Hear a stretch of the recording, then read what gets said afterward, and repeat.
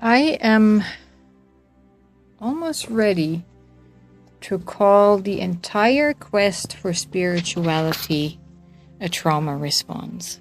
You know, this whole concept of going to heaven, escaping this earth, are trauma themes of an overtaxed nervous system.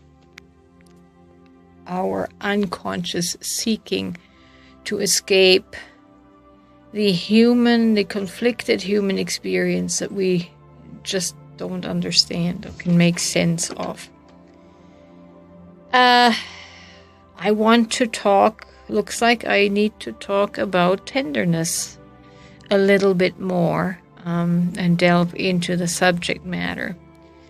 I may have mentioned previously that somebody had suggested that maybe using the word compassion for a more spiritual context would be better than using tenderness.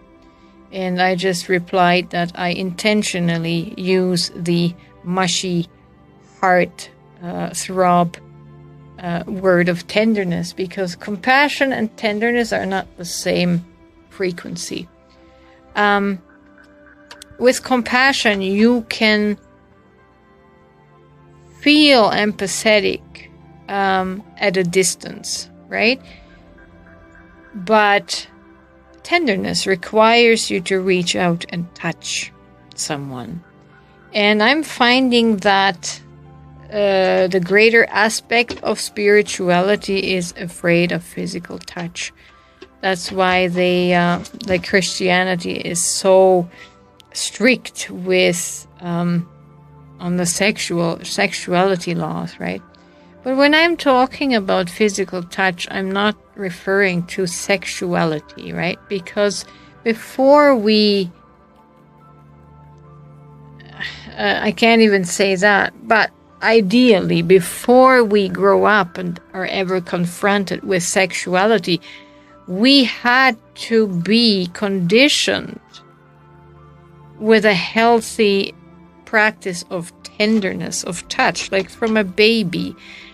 A baby needs touch more than it needs food. It doesn't need sexual touching, but unfortunately, many of us have experienced unwanted tenderness that led to sexual touching.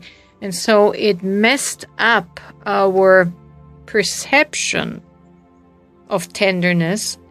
And unconsciously, a lot of us have associated that with the sexual touching, the unwanted touching. So unconsciously, we avoid tenderness.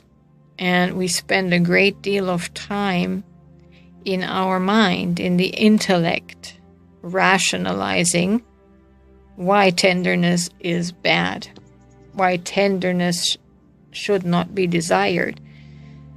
So any childhood abuse, sexual abuse, would have warped that. I didn't grow up in a household where tenderness was a thing.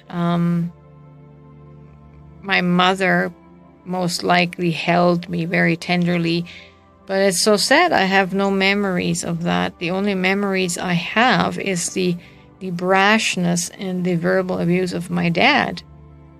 And so I have no memories of tenderness, and that's why now as an adult I crave it.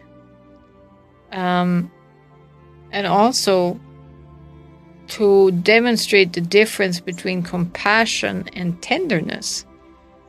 Take animals, for example. Why do you think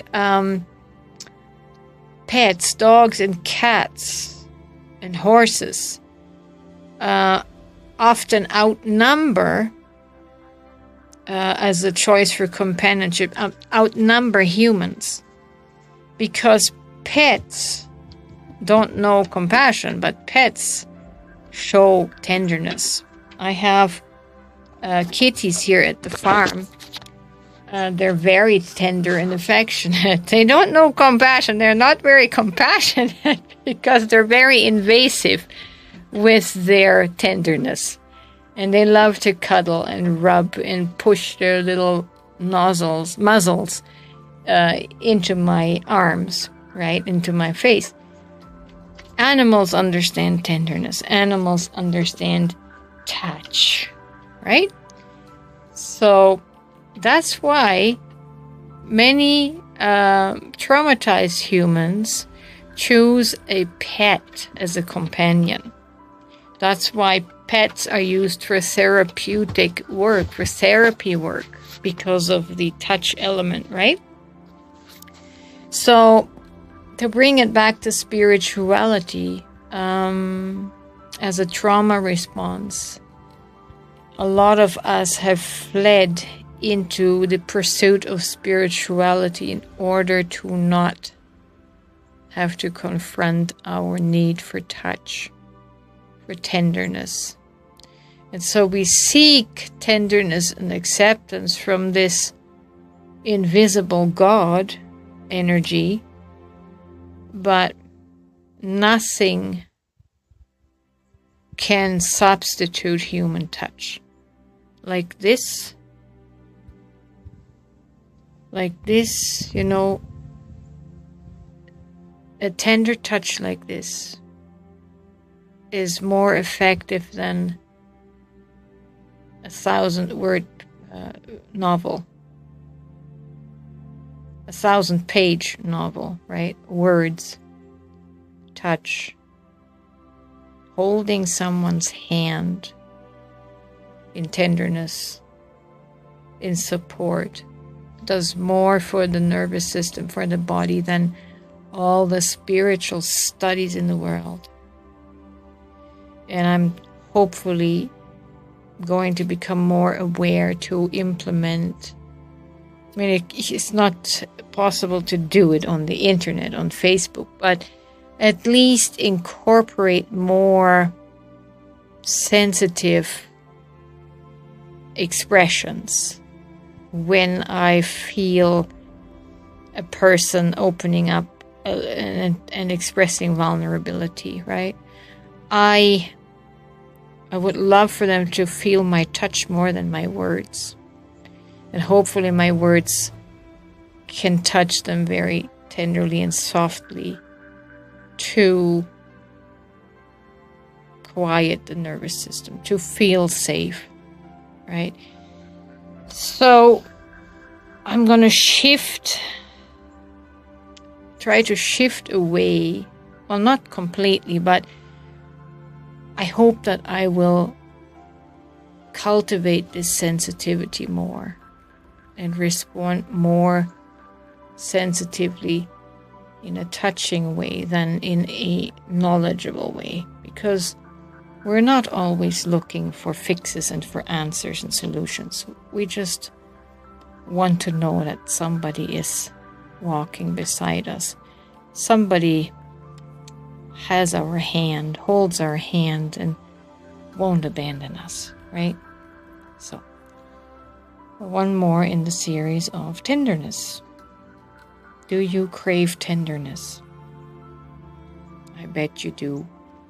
You just have been so afraid of it that you don't give it a whole lot of space, because you're, right? If you had sexual trauma, you're going to fear that, you know, tenderness, touch is going to cross the boundaries and just make you feel unsafe. And because of that, we just keep that under wraps, right?